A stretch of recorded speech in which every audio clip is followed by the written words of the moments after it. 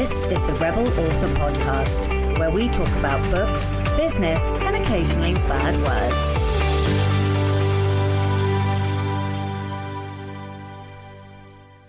Hello, Rebels, and welcome to episode 253 of the Rebel Author Podcast. Today, I'm talking to Cara A. Kennedy all about how to write thrillers for young adults. We are not going to have comments for the next couple of weeks, but Becca is collecting them and we'll do an extended comments when I am back. So as I record this, it is still Wednesday the 17th of July. However, as this airs, it will be Wednesday the 31st of July. And all things being well and that we made it to New Zealand, we will actually be flying from Wellington to Queenstown today. Although I suspect because we'll be in the future, you guys will be waking up and we will have done that flight. And so we get to go and stay with one of my writing besties, my work wife, Helen Scheurer. So we'll be at her house for a couple of days and going in and out of Queenstown, where we'll be doing a shot over jet boat ride. Chloe was supposed to do a bungee jump, but I can't imagine that she'll be doing that anymore.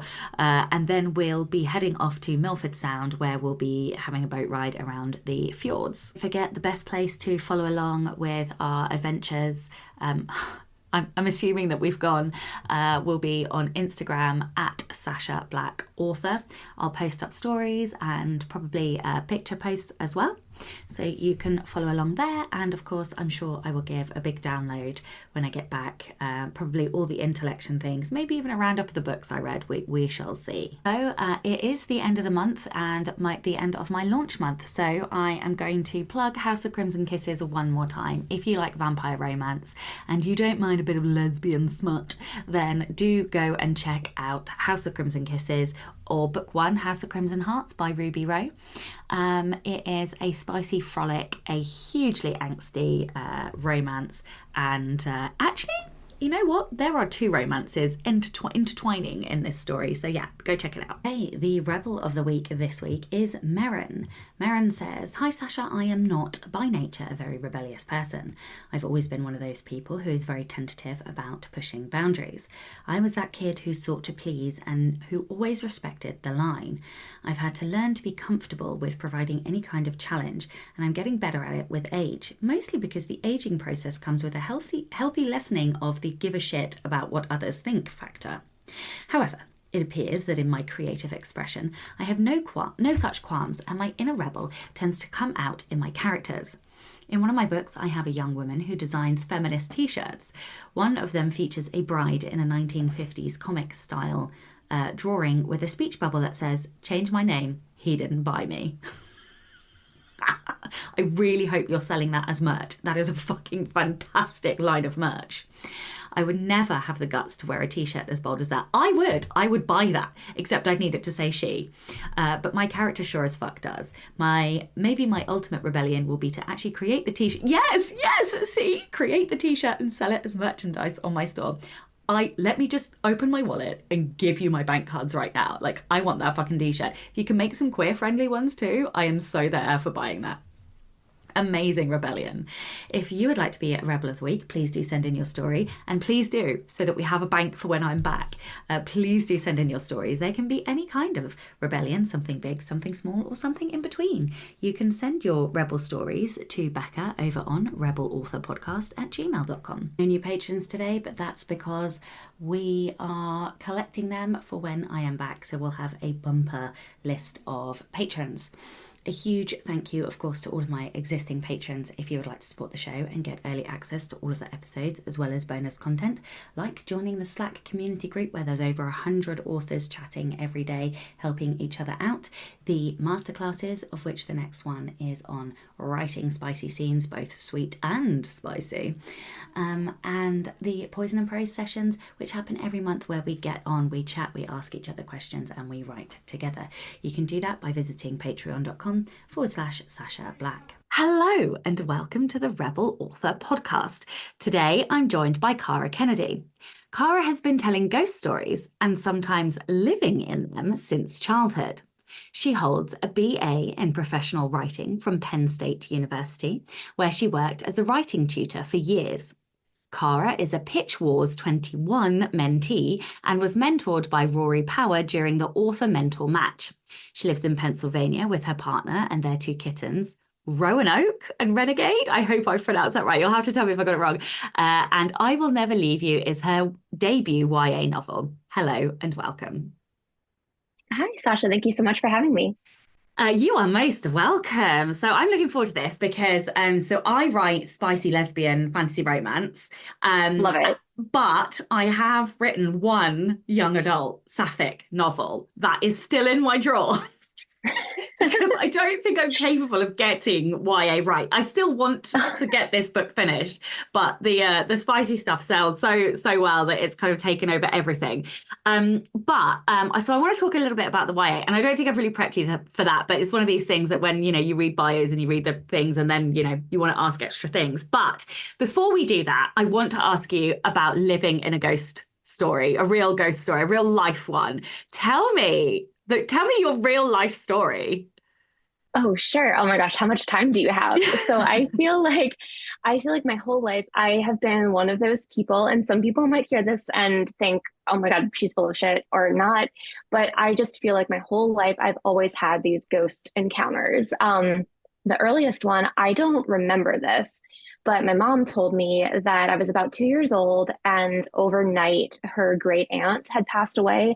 I didn't know. I was only two. My mom was not even going to tell me because I didn't know this woman. But I woke up in the morning and I said, "Mommy, last night Aunt Grace came to visit me." And my mom said, "What?" And I said, "Yeah, she sat on my bed and told me that she loved me." And my mom was like, "Okay, thanks for sharing." So I don't remember that, but apparently the ghost of my great aunt visited me in the middle of the night. And I feel like just since then, these types of things have happened around me or in my family. And I do just really feel like I've been living one big extended ghost story since childhood. So that is so cool. Do you have any like experiences in adulthood at all?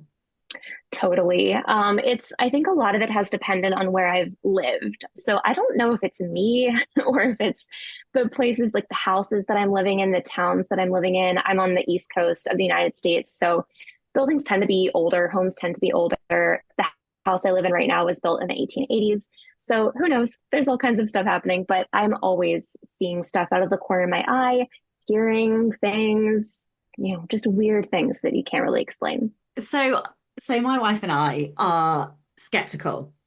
Okay. However, we're skeptical about everything. And we lived in this one house and we both were like, look, neither of us are particularly sure that this shit is real. However, we both had experiences. I think we had three experiences in that house. No, four experiences.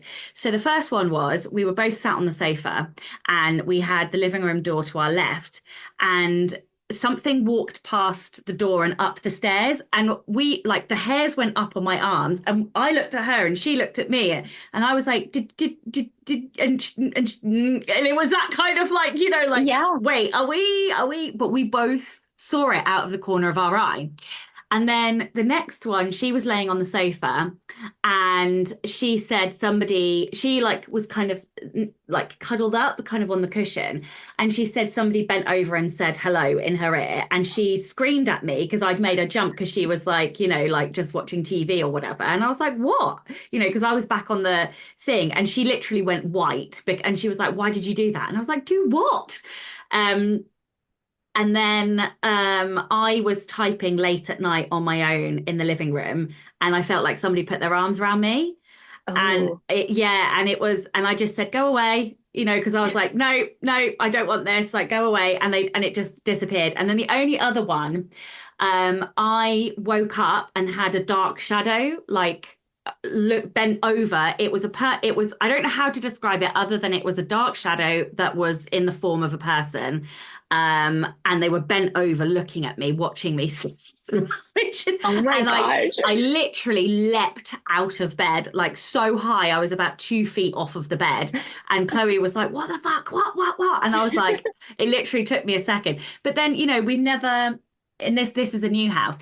That house was built on an old nunnery. Oh, Yeah, yeah. I know, right? And like there was a derelict building right next to it, and then it had also had another life as well. I Mhm. can't remember what the other one was now because it's quite a while ago that we lived there. But anyway, we have both always been a bit skeptical about that stuff, but neither of us can deny there was something very odd about that particular house. So yeah, this is why I was so interested to speak to you because I'm like skeptical but also open-minded, like I'm willing Totally. to anyway, that's my ghost story. Now we talk ghost I stories. love Let's it. actually talk about your book. So do you want to tell everyone a little bit about you? Like, what was your journey? How did you get to where you are? You are trad published. So yeah, to kind of talk about that journey and your experiences. Yeah, sure thing. So my entire life, I always knew that I was going to be a writer. My mom was a writer as well. And so it was one of those things where I just wanted to follow in her footsteps. And it always just came naturally to me. Like in school, I was the English kid. Like I was always, that was the subjects, the classes where I did the best. And it was just always a question of, not if I was going to be a writer, but what did I want to write? And when I was kind of in like middle school, high school, I loved Sarah Dessen. She was just like the blueprint for me for young adult. And I felt like I just love these types of coming of age stories. I love the way that she writes about adolescence. And, as a young adult myself at the time, thinking like, wow, as an adult, she's able to still go back and recapture the experience so accurately, I felt, of what it feels like to be that age. And so that was really what made me want to pursue young adult. So I went through college. I studied writing. I pretty much studied any type of writing I could. There was a period of time where I thought I might go into journalism, learned that I hated that. That was what my mom did. And I thought very quickly, like, that's not for me. I just want to write fiction. And young adult fiction was just always what I came back to. Of course, in my 20s, I also went on my own journey of, figuring out my sexuality and coming out as queer. And I felt like, okay, if those books, like those contemporary YA books that I read and I loved when I was in middle school and I was in high school, if those had been about like a girl falling in love with another girl, like, oh my gosh, that would have been so formative for me and so transformative for me. And so I like once I had those kind of two revelations about this is who I am and this is what I can write. And I think I can bring this to young people who are just figuring out their sexuality. Like, oh my gosh, that's what I want to do. So I was always just kind of relentlessly in pursuit of that as a career. And it was a long-ish road. I would say that I was kind of querying off and on for maybe like 6 years, 7 years.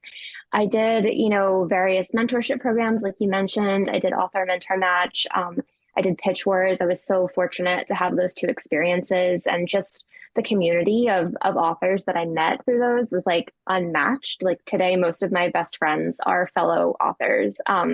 And it's just such a wonderful community to be in. But I found my agent, Chloe Seeger, through Pitch Wars. She's fantastic. And it was such a good experience to go through Pitch Wars, which is, for those who don't know, just it's sadly no longer around, but it was about 6 months of just like extremely concentrated, like writing and revising boot camp, where if you're accepted with your manuscript, you go through really, really high intensity rounds of revisions for about 6 months. And it culminated in an agent showcase where you would just post like a little snippet of your book, a pitch, and then agents could request to see more. And that process just was grueling in such a good way, such a challenging way. I was really fortunate to pretty quickly after going through that mentorship program to get agented with Chloe. And then we sold I Will Never Leave You to Delacorte just a few months after that. So it was kind of like hurry up and wait. I feel like I did a lot of waiting and a lot of hard work for a while. Um, and then very quickly, everything happened after that, which was really, really, it's been a really interesting experience for sure. And it's so different for every writer. Yeah, it really, like no two writers have had the same story coming on. The elements that are very familiar for me are the kind of queer elements of your story. So I grew up complete bookworm, and but I didn't read queer fiction until a few years ago because there wasn't any when I was growing up. They just didn't Oh yeah. exist. Mhm. And so when I first read, and as is the way, I read young adult first, and kind of stumbled upon it and was like, oh my God, like for the first time in a really long time, I actually had emotions about the characters. Like I had always been I'd been a consumer of fiction forever, but I hadn't ever really, I don't know. I think you don't know what you miss until you realize it's gone, kind of thing, or the opposite way around. You don't know what you're missing until you get it. And that was kind of the way that it happened with me with fiction. And I all of a sudden was like sobbing at the end of this book. And I was like, oh, how do people go? And then I'm like, and then, kind of that happened a few more times as obviously I then devoured loads of young adult sapphic books. And then I was like, wait a minute, I've been missing something here. So that's when I then started writing sapphic. And then I stumbled across spice. And then young adult, like I just stopped and it was all adult after that. But yeah, so I love that. And I love that kind of, I do feel like when we finally see that piece of ourselves in story, it is so transformative in terms of our experience of reading and of what story is like. So I love that you talked about that. So let's talk about your book, which I have read. And it's kind of like a YA thrillery ghost story. And yeah, one of the things that struck me the most about the story was how toxic the characters were. So I didn't know. Okay, and so for listeners, trigger alert. Yeah. We are going to be talking about abuse, emotional abuse, in particular in this podcast episode. And I thought one of the things that struck me the most, I didn't know that was going to be in there until obviously I stumbled upon it. But what I did notice right from the bat were how good your toxic characters were. So I wanted to ask you about that first of all. Like, how did you do that? How do you create such toxic dialogue, toxic language? I almost felt like I was the one being gaslit in the story. And that's so clever and so powerful. I need to know what you did. How did you do that? Well, thank you. First of all, it seems terrible for me to say. I'm glad you felt like you were being gaslit. Yeah. but that was definitely my hope in writing that. And yeah, so writing a character like Alana, who is the emotionally abusive girlfriend, ex-girlfriend, whatever you want to call her in the story. One thing I was always very mindful of with her and worked very, very hard on with her was I never wanted her to just be like an evil villain. Like, oh, she's horrible, I mean, she is, but also I felt very strongly that the reader should be able to find some humanity in her and find something to empathize with her, whether that's, and it's sprinkled in there and for readers to find if they choose they want to empathize with her, they can. If they're like, no, this is irredeemable, what she's doing, that's also fine. But, I certainly feel empathy for her because she hasn't had a particularly easy life. And I think that often when people are acting like that, specifically young people and maybe their first big romantic relationship, their lived experience is going to impact them so much. They're not always going to know the right way to treat a partner. It's so unfortunate. And so I really wanted to have a well-rounded look at Alana and have her various choices and her various lived experiences led her to where she is today, to where she could be so hurtful to the people around her. What's made her that way? And it was really important to me that to write a character like that, I had to understand her just inside, outside, upside down. And I do feel like I do. She was my favorite character to write, just because she could just say such out of pocket things. But I always was very mindful of, other people are going to read this and possibly people are going to read this who have been through emotionally abusive relationships and people who haven't. And so if you have been through a relationship like that, which I have, I think that you quickly say, oh, you quickly clock what's going on. Oh, she's being very toxic here. If you haven't been through that, I think it can just read as, this girl's just awful. Why does Maya even like her? Why does she even want to be around her? And what I always tried to be very mindful of as well was the way that a relationship like that can develop over time and the way that it can just kind of plant these roots and that just dig into you. And you may fall in love with somebody early on. They may love bomb you. They may, just kind of woo you like, oh, they're the most fantastic partner for you ever. Over time, you can start to see oh, this is not really what I wanted. This is not really who I thought this person was, but now I'm in it and I do love her. I got into this because I love her, but what's happening now and how do I handle that? And that can be hard for a full adult to handle. Like it is hard. For a teenager, I mean, in your first relationship ever, I mean, incredibly difficult. So I tried to be just very mindful of um, portraying, giving the reader all the information I felt they needed to make an informed decision on what kind of person Alana is and what's made her the way she is. And do we empathize with that or not? Up to you. But I tried to give all the information I could. Yeah, I really, so I have also been through an emotionally abusive relationship, and it was more or less my first serious relationship. And I think that's why well, one, why I clocked it so quickly, but also why I thought it was so well done, because what you were saying, it really is that slow descent into a situation that you don't even see coming. And it's all like the little things that I remember that I really related to. Like I always remember I wasn't allowed my car volume higher than 23. Like, and it's like that is such a fucking stupid thing, but they control every aspect of your life. And that's what Alana's like, even down to, I mean, there's the bigger things like the sister relationship. And obviously I don't want to, give too many spoilers, but it was so well done. I was just like, whoa, like when you, anyway. So yeah, really, really like props to you for that. Okay, so is there anything else, I guess, that you would say, like on the craft level, maybe about dialogue, and that kind of characterization, creating like that toxicity? And it is, I suppose, how does one gaslight a character, I suppose, is a question that I'm asking. Yeah, well, it doesn't feel good as a No, writer to right? do it because you're inflicting, well, and just on such a large scale as a writer, we're just doing this to our characters all the time, right? We're just doing horrible things to them, and it's kind of just part of the gig. But yeah, particularly with gaslighting them and writing dialogue, I mentioned, I overall found the dialogue kind of fun to write because I could just write the most horrible thing I could come up with and dial it back if I felt like, There were times when I would ask my editor, one time in particular, I said, can I get away with having her say this? Like, I don't know, like it makes me feel really icky. And my editor, who's fabulous, said, oh yeah, of course.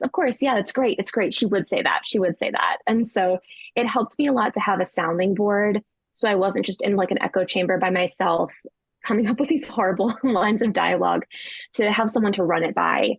And my fiance as well, I've read this entire book out loud to her so many times, which I appreciate so very much. You are so and lucky. My wife won't read anything I write. Oh, yeah, I do feel very fortunate that she's done that. And one thing that helped a lot was that when I would read dialogue out loud, I would have this very specific Alana voice that I would kind of put on and almost like get into character. I was a little bit of a theater kid in high school, so this was very fun for me. And I would just read it to her and kind of gauge her reaction hearing it.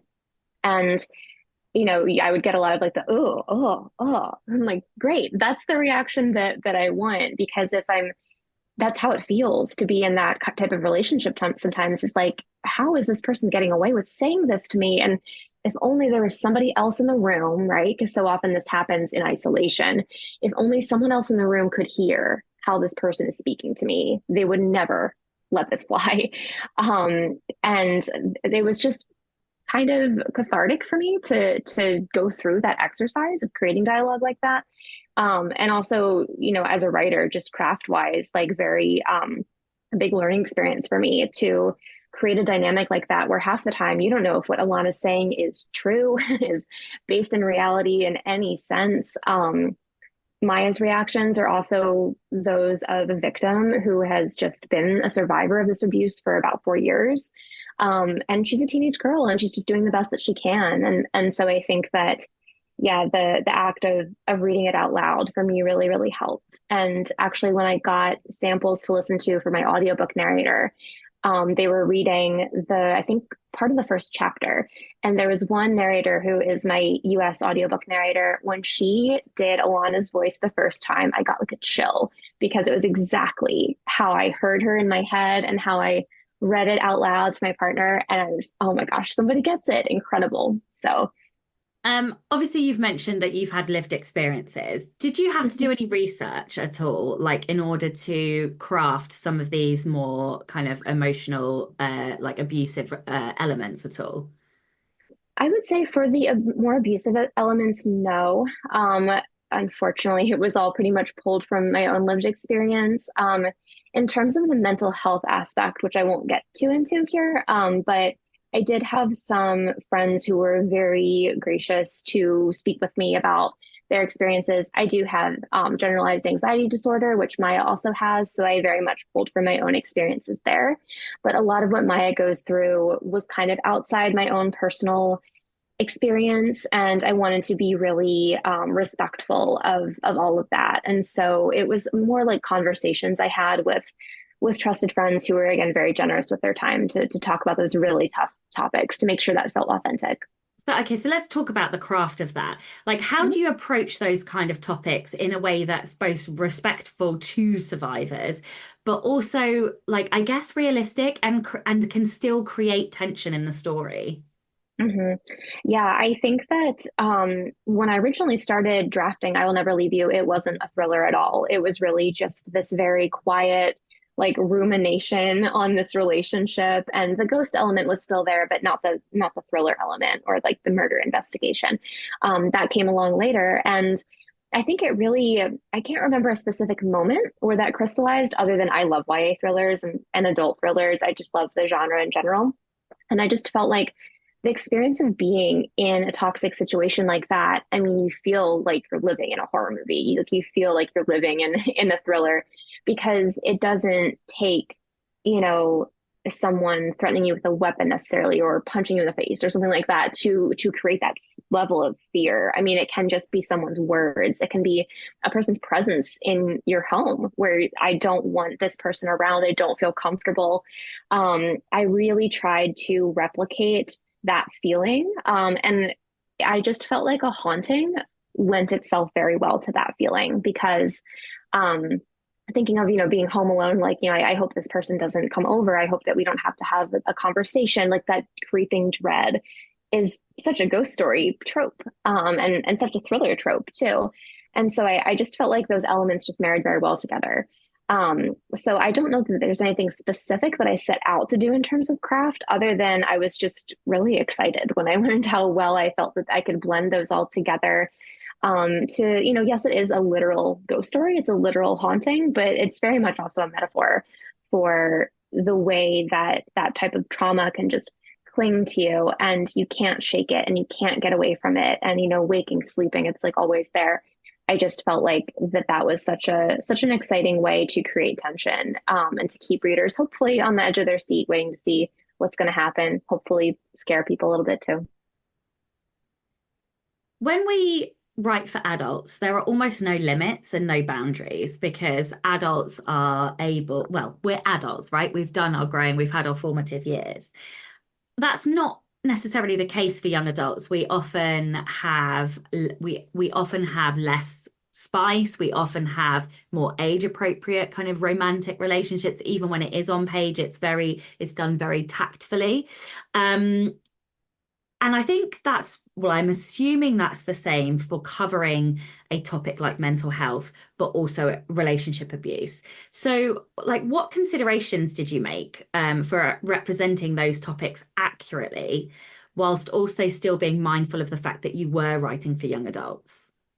Yeah, I think I didn't want to overwhelm, I think is the first thing that comes to mind. Thinking of, say, a teenage girl reading it. I also experienced plenty of toxic platonic friendships as a teenage girl with other teenage girls. Oh my And I God, so wanted to many. be so many, and it like never ends. And so I wanted to be very, very mindful of not coming in and seeming preachy because I feel like as a teenager, there's nothing worse than when an adult is like preaching at you or like trying to tell you what to think. And so I did spend a lot of time thinking about how can I approach this topic in a way that's accessible to teenagers? It's not going to feel like pandering. It's not going to feel like an issue book. It, I wanted it to feel like an accessible way to read about potentially their own lived experience. And, I had friends who were a bit younger than me read it and say, oh my gosh, I never realized this friendship that I had back in high school. It was just like this. And I didn't realize it was this toxic, or this relationship I was in. Like, yeah, my partner did stuff like that to me and I didn't realize it. And I thought, first of all, so sad how often I heard that. But also, I was so relieved and so happy that, okay, I helped somebody a little bit in figuring out what that relationship dynamic is, like even just putting words to it. So, in writing this as a young adult thriller, I wanted to be very conscious to positively portray things, especially in the mental health realm. Like Maya goes to therapy regularly. It was really important to me that I have like an on-page therapy session of her talking to her therapist, where her therapist is really calling out this relationship with Alana as it is and is saying like, whoa, whoa, whoa, the things you're telling me about this girl, like this does not sound good. And here we can put a name to that. Like, it's not just, oh, you feel inferior and she's making you feel XYZ. This is emotional abuse. That's what that's called. And I worked really hard on that scene because I wanted it to feel authentic to being in therapy. And also just in a way that I felt that the teens, young readers could relate to. And again, for it to not feel preachy. And it's a delicate balance to walk, especially with like young people today. Oh my gosh, they're so smart. They have so much access to things like TikTok, which like wasn't around when I was in high school. And I do think that they're much more literate in terms of being aware of things like gaslighting and things like emotional abuse, much more than I was at that age. So I wanted to give all the information that I felt was necessary, again, without overwhelming and without being condescending in any way. And so hopefully that's how it reads. Yeah, it does. And I loved the therapy scene as well. I have a therapist, and it's just like, I don't know if they're harder on adults, but I swear it's just like an hour of them calling me out on my own bullshit. Totally. Oh dear. Um, okay. Do you think there are any common kind of pitfalls authors should avoid when writing about toxic characters or kind of abusive situations? Is there any kind of things that you've seen in your own reading, or maybe things that you had to remove, like in your own journey? Or yeah, I don't know. Yeah, I think the main thing I would say is just making sure that it's not black and white, good and bad people. I think that, it's a really tough line to walk because you want to always make sure that the sympathetic lens is pointed at the survivor, at the victim, and that you're not being overly sympathetic to the abuser. Um, However, I do think it's important that no character, I don't think there's really any character in I Will Never Leave You who's like completely fantastic, amazing 100% of the time. Like, it was really important to me that everyone kind of has their own faults. They show those faults, they make mistakes. Maya as a narrator, she's not always making great decisions, but, she's making decisions as a victim of abuse and she's doing what she feels she has to do to survive, which is kind of a cornerstone of being in a relationship like that. You will do what you have to do to protect yourself.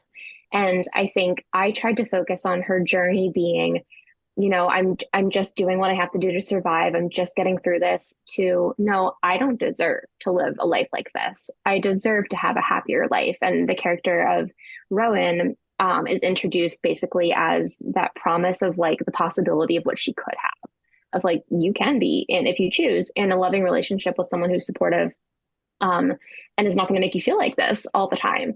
And so moving her toward that transition of, no, I'm going to do something to get out of this situation. I'm going to change this outcome for myself. I think that I tried to handle that progression for her with a lot of care and hopefully authenticity to being a teenager. She's 17 years old. I mean, she's really just figuring all of this out.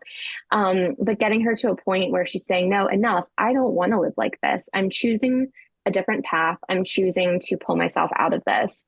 Obviously without spoiling anything, I think that she goes on a tremendous journey in a short period of time. And I just tried to be very mindful about what she could conceivably realize on her own and what she would need to lean on other people in her life to learn. So she's lucky in that she has a supportive father and a supportive sister who are kind of walking this journey with her. She's in therapy. She's had struggles with friends, but she's kind of figuring out, picking up the pieces from those friendship breakups. And she's got this new friend and possible love interest in Rowan, who is also, tremendously patient with her. And so I think that, yeah, just taking care to walk her through that journey in a way that was authentic, was my main focus. Okay, so let's talk about cancel culture and the fact that a lot of people are afraid to write any kind of diversity, let alone kind of villainizing or vilifying any queer characters, let alone allowing toxicity, which is real. Let's be honest, like Mhm. that happens. But also like kind of a play on the bury your gays trope, which I thought Yeah. was really interesting because obviously, I don't want to make any spoilers, but Killing Eve, like that's probably the most recent example Mhm. of that. But why do you think it's important for young adult readers to have access to books that contain depictions of like this kind of behavior, especially like within queer relationships as well? Um, did you have to do any sense checking? Were you afraid of like cancel culture? Like, I obviously you've come on the show and you've openly said, you are queer. Not all writers want to do that. And I think it's I think it's difficult. I don't think we should be forcing writers to out themselves in order to be Right. able to have that representation in books. But yeah, I don't know. I don't think I'm talking around it, but I just want to hear from your perspective, like how you, for queer author to queer author, like how you feel about that. Yeah, no, that's a fantastic question. I think that first of all, where we are right now in 2024 in terms of queer young adult books, oh my gosh, there are so many fantastic options. And as we were saying, what, 10, even like 5, 8 years ago, like that just wasn't, it was kind of starting, but it just was not a thing. And it's so wonderful that it is. And I loved too that there's so many, Casey McQuiston, both like I Kissed Cheryl Wheeler and like so much of her work, Becky Albertalli, like there's so many examples of authors who write such beautiful, positive depictions of queer relationships. And that's so, so needed, of course, and should never stop. But at the same time, I think, I didn't set out with this like being my mission, but I think what was important to me was, okay, I am portraying this relationship that is not ideal. And this is a very toxic relationship that happens to be between two queer girls. Um, so I think that that's important because not every relationship is going to be sunshine and roses. And especially if it's your first relationship ever, happily ever after, it's likely not going to be the case. And I would hate for a young queer person to be looking to find a depiction of their own experience in a book that they want to pick up and just not be able to find it. And I think, in a lot of ways, that's one thing that kept me focused on infusing like humor and moments of levity into I Will Never Leave You, because I didn't want it to be this endless slog through an abusive relationship. I wanted it to be reflective of like what I think it is to be like a queer teen in America in 2024. I think that yeah, that it was just very important to me to make sure that a teenager going through a toxic relationship or a toxic friendship could pick up this book and be like, oh, I'm not alone. Like, this is a real thing. Not every relationship is going to be perfect. Not every relationship between straight people is always perfect. Not every relationship between queer people is always perfect. There's so much nuance to any relationship. So it was just important to me that I be just very honest about that and not shy away like, oh, because they're queer, because I'm a queer author. Also with this being my debut, I was very mindful of like, this is how I'm, coming out, so to speak, into the YA literature space with a book like this. And I'll be honest, I don't know that I really thought as much as I could have or should have about this is my first book that I'm putting out there. Like, wow, like what a topic to like say, what a thing to have to say. Um, But now looking back, now that it's, we're just a couple weeks from publication, I'm very, very proud of it. I think that I did what I set out to do. I think in the future, in my writing career, I want to spend so much more time with like, beautiful, wonderful, healthy sapphic relationships, portraying those for teens as well. I think I've pretty much said all that I can say on this topic, and it's kind of putting it to rest. But it was very important to me to tell this story, and I think at that particular moment in my life, I started drafting it about 4 years ago. That was the time when I wanted to tell that story, and felt like that story was necessary. Um, so this is a complete aside and a random tangent. What do you class yourself as in terms of genre? Do you class yourself as a thriller writer, like a queer thriller writer, or do you say like because obviously the ghost element is kind of that paranormal, almost fantasy-esque kind of element. So where are you putting yourself in the market? Yeah, it's tricky because I Will Never Leave You definitely crosses a few genres. So the way that my agent and I approached it was YA speculative thriller. So speculative tends to be a little bit more of a palatable way to encompass paranormal. I love anything paranormal, but I still think there is that bit of a stigma attached to it, where people hear paranormal and they think vampires and werewolves and wizards and stuff like that. And all of those are great. I love Twilight. I'm not embarrassed to admit it at all. um, I loved I it would, too. yeah, I would love to write like a sapphic vampire book someday. Like, Oh, I love oh, it. let me just direct you Oh, to my lesbian perfect. vampire books. I will warn you, they are exceptionally spicy. All good. All good. I will read them. Perfect. You've done it. You've already written sapphic No, Twilight. I love it. there is in no world will there ever be enough lesbian vampires. Like So it is true. my catnip. If it's lesbian and I will read it. Let me give you my bank account. Like I want it, I need it, I have to have it right now. Like I've probably Yeah. read them all. I love that. I love that. Yeah, and it's I think we really are in like kind of a renaissance of the paranormal genre right now. Like it's so fun and people want to read it and I love it. So I didn't specifically categorize I Will Never Leave You as paranormal. I think speculative is more, ghosts kind of also fall into a weird thing because again, depending on the person, I definitely believe ghosts are real. And so for me, it's not so much paranormal, it's more speculative. Maya can see ghosts. She believes in them. And so that's real to her. That's her real experience. Um, and then, yeah, pulling in the thriller element as well. I love contemporary thrillers, but this book is very much not that. And so I think the speculative signifier just kind of differentiates it a little bit there. Okay, so two questions. The first one's an easy one. Will you continue to write kind of speculative thrillers, or are you gonna are you what are you doing after? Yeah, Yeah. definitely. I'll definitely continue with that. I really don't think I can ever write something that doesn't have a speculative element. I'll like start out writing something contemporary and then it's like, well, what if this crazy thing happened? And it's just, that's, I think just who I am as a writer. So I'm just embracing that. Okay, and then the second one is how let's talk about world building, right? Because I pretty much exclusively write secondary world. And I really this is one of the reasons my Sapphic YA has not been finished or published or queried to trad because I tried to write contemporary.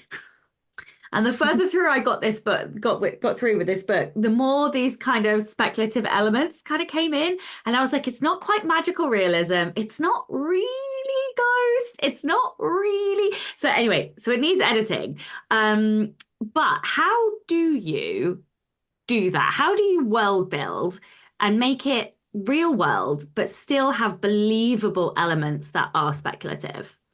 Yeah, that's a great question. I think honestly, I really love to play around with setting as character. I love to I feel like I'm a more atmospheric writer where I'm always thinking about the weather. I'm thinking about how does that play into the mood. You can communicate a lot by just talking about what the setting looks like and what it feels like. And when you walk outside, how does that feel? And so that's kind of where I always start. And so I really felt important to me to have Maya pretty much grounded in this lakeside town in kind of like Southern California, where it just feels spooky. It just feels like a spooky kind of witchy place. And so that really came first. And then I think in terms of the ghosts, so Maya has always had this ability to see ghosts her whole life. Um, and so everything just kind of followed after that because I felt like if your character believes it, if that's her day to day, her day to day is she goes to the grocery store, she sees a ghost and kind of like Sixth Sense, that's true to her. And so I think setting first and then character and then what has been her lived experience. And her lived experience is just that she's seeing ghosts everywhere she goes and interacting with them to varying degrees. Um, and yeah, so I think that was really how I tried to keep everything grounded, even though it is very speculative, in that it is a reality for her that she could, go out, have a perfectly average day, grab a cup of coffee, come home, and then her ex's ghost is just like standing there in her house. And that's real for her. And so once I believed that, and I believed that Maya was experiencing that, then the rest of it just kind of fell together. Okay, last kind of question before I ask you the ultimate podcast question. Young adults, this strange kind of audience. When you're writing for adults, you're kind of marketing to adults. When you're writing for children, you're still marketing to adults because you're marketing to the parents. But for Yeah. young adult, they're this kind of transition. You can kind of access them because of social media, but also you have to be really careful. So like, how are you planning to, or how are you kind of connecting with and kind of finding your target audience? Yeah, it's hard for the reasons that you mentioned. It's especially, I'm in my early 30s and keeping up with these kids, and not to sound so old, um, you know, TikTok and like the trends and like the different sounds and stuff like that. I love it and I keep up with it. I feel like I'm sounding like a grandmother, but it's so fun and these kids are so tech savvy. And I again have some younger friends where I'm always asking them like, okay, can you watch this TikTok for me? Like, is this stupid? Like, is this funny? Like, will anyone care? I think having friends who, have varying levels of experience with using social media. Like I think I'm pretty savvy at social media, but it's also very hard to keep up with regularly. I have a day job also, so I can't be like content creating to the degree that I would really like to because I love making videos and editing them, but I just don't always have the time. Um, I think that has proven to be a way to really grab the intended audience. And I think that specifically with this book being sapphic, there's such a need, as I'm sure people just want that so badly. It's like, oh, this is sapphic. Okay, instant. Like I'll instantly buy it. Like take my money. And so I think trying to communicate that, and I think a particular challenge I've had with I Will Never Leave You has been communicating like I really want to get across the trigger warnings and the content warnings for this book because it can be intense. Um, However, I also do think it's funny and it has its lighter moments and its fun moments. And I think it's a book that you can really sit and enjoy the characters, and communicating both of those things at the same time very quickly in these sound bites on social media is really challenging. So Yeah, it's something I'm still working on. well, I also think people buy based off of trigger warnings, right? Like Oh, I have like sure. a shopping list of trigger warnings for mine, and people buy it because of the fucking spicy trigger warnings. So Yeah. yeah, like I love that. Also, I'm kind of the other end of the 30s, and I really feel your pain. I love TikTok, and like that TikTok Mhm. has actually changed my life. There's also now a bloody ice cream van outside, so sorry if everybody can hear that. But yeah, TikTok's changed my life, and I think it's especially good for sapphic readers because you can hyper target. And yeah, I mean, I found so many readers on TikTok. I will never say a bad thing about it at all. Definitely, definitely. I agree. It's amazing how quickly with the algorithm, it's amazing how quickly you can get people engaged and following along. And yeah, it's great. Well, this is the Rebel Author Podcast. So tell everyone about a time you unleashed your inner rebel. Yeah. So Sasha, this question was like keeping me up at night because Everyone says that. I know. And I went back and listened to previous episodes. And I was like, oh, everyone struggled with this Yeah, question. Great. everybody without fail. Yeah, and it's so funny too because I think like especially when you're interviewing other authors, like I think to make a generalization, a lot of us are very much, do things by the book. Like, oh, I did my homework assignment. Oh, someone told me to do this. My editor told me to do this, so I did it. And so I was really struggling, like, when have I ever been a rebel? And I really think too, not to just tie everything back into I will never leave you, but I think that writing this book, honestly, has been like the biggest act of rebellion in my whole life. Because as I said, I came out of a toxic relationship just as like COVID was starting. It was kind of overlapping with this, major worldwide catastrophe, and then this very personal catastrophe just affecting me. Um, and I think that, being in an environment where for so long you can't say what you're really thinking, you can't do what you really want to do, say what you want to say. You feel so constrained to come out of that. And I felt like I just want to channel all this frustration and all this hurt and all this stuff that I've kept from my family and kept from my best friends, and, use my ability to write to just kind of channel that. And it almost felt like an exorcism, like to just like get all this negativity out of me. It really did feel like an act of rebellion and an act of like reclaiming who I am and the type of writer that I want to be and the type of person that I want to be. And it was so gratifying then to find success with a book that came out of so much pain and came out of that act of rebellion. Um, it was like, wow, I just really feel like I was meant to, the universe really aligned for me to tell this story at this current time. And that's why when anyone ever says, oh, this book really resonated with me, I really related to it, it really helped me, that's so gratifying. Gratifying is like not even a strong enough word for that, but because it was so hard for me to do, and I had to grow a lot in the process of writing it and revising it over years, that I feel like that is my so far my biggest act of rebellion in my life. I love it. Well, would you like to tell everyone where they can find out more about you, your books, and anything else you'd like to add? Yeah, absolutely. So my website is KaraKennedyWrites.com. You can find out everything about I Will Never Leave You, which comes out on July 23rd. My social media, my TikTok is also Kara Kennedy Writes, and then on Instagram, which is where I am all the time with pictures of my cats and any book-related content, that is Kara Ashlyn, which is my first and middle name. So it's KaraAislinn. And yeah, love interacting with people on Instagram and TikTok. So feel free to follow me there. We'll make sure all those links are in the show notes as well. Well, thank you so much for your time today. And of course, thank you, Sasha. You are most welcome. And of course, a giant thank you to all of the show's listeners and all of the show's patrons. If you would like to get early access to all of the episodes, you can do so by visiting patreon.com/Sasha Black. I'm Sasha Black. You were listening to Kara A. Kennedy, and this was the Rebel Author Podcast. Next week, I'm going to be talking to Emily E.K. Murdoch about the multiple pathways she has travelled in order to get published. So join me next week for that. Don't forget to tune in and subscribe on your podcatcher. And when you have a moment, please leave a review.